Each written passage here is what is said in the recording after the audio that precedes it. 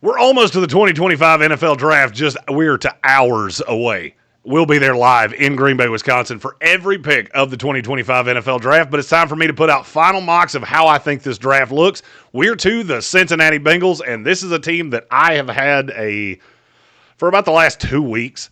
I've had a pretty good idea of where I thought they were going. Let's get into it. Number 17, Nick Emmanwori, safety out of South Carolina.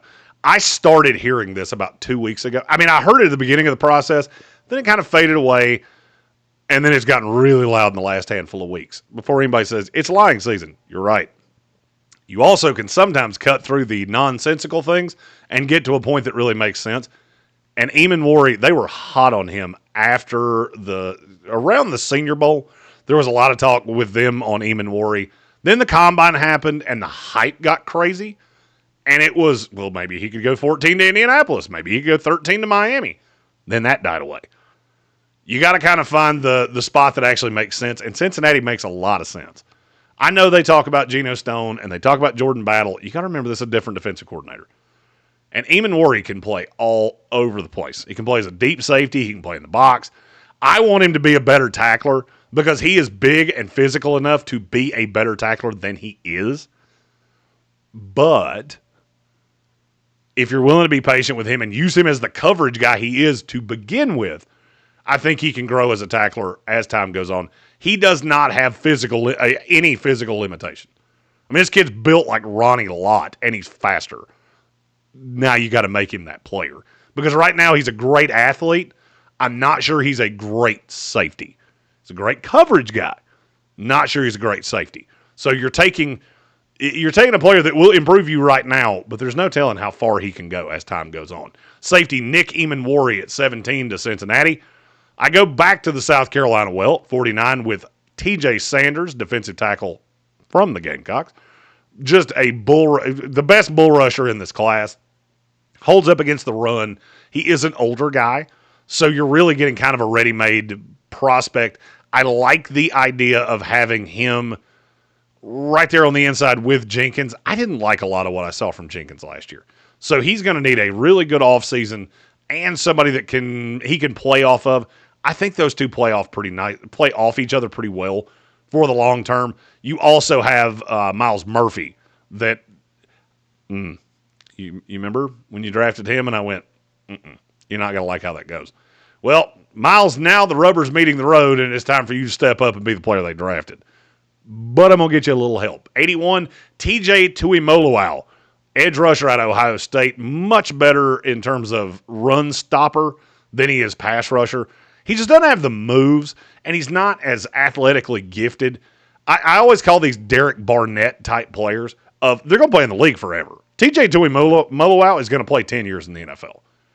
I just don't know that he's ever making a Pro Bowl.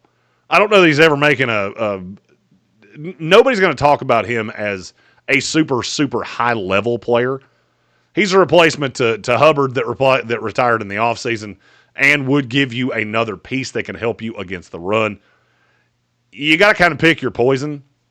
If you're Cincinnati, I would love to have an edge rusher. But you invested the capital with Duke Tobin into Myles Murphy. He needs to become that guy.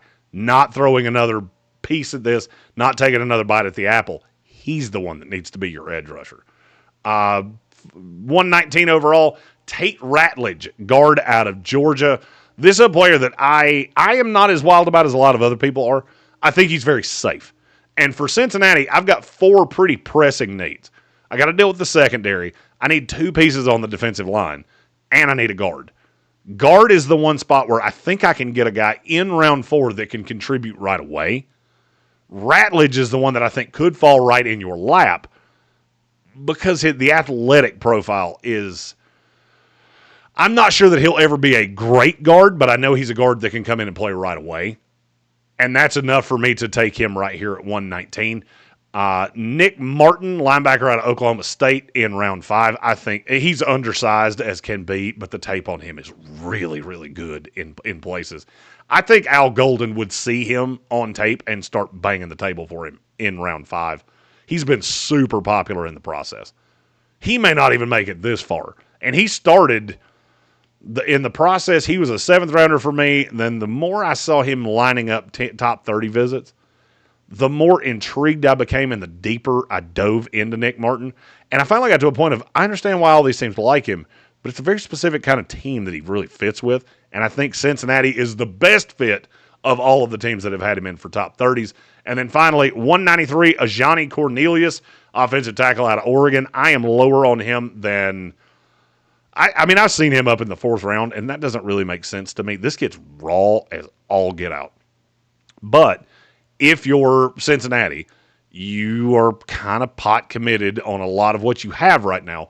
You need that developmental piece. And I think Cornelius, I think he sticks at tackle. I've heard people talk about him playing guard. I think he sticks at tackle. It's just he's a year away from being a year away. And so you take him here with the hopes that down the line, 2 years from now, maybe even a year from now, when the Burrow contracts kicked in and the Jamar Chase contracts kicked in and the T. Higgins deals kicked in and everybody has become super expensive, that is cheaper talent that will allow you to eschew a higher contract for him to play right tackle in the future. Bengals fans, how do you feel about this mock for the Cincinnati Bengals? What do you think about Emmanwori at 17? Yes, he is raw, but he is also a freak of nature. There's just not many 6'3" dudes that can run, jump, and move like that. How do you feel about him in Cincinnati? Are there players you'd like to just talk about with the Bengals? Chuck those in the comments of this video.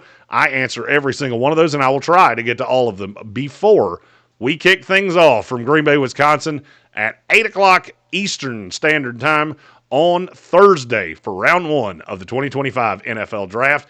I'm Jeremy Green at ESPN Draft Nerd of ESPN Radio Asheville and NFLDraft.net, and this has been a 7-round mock draft for your Cincinnati Bengals.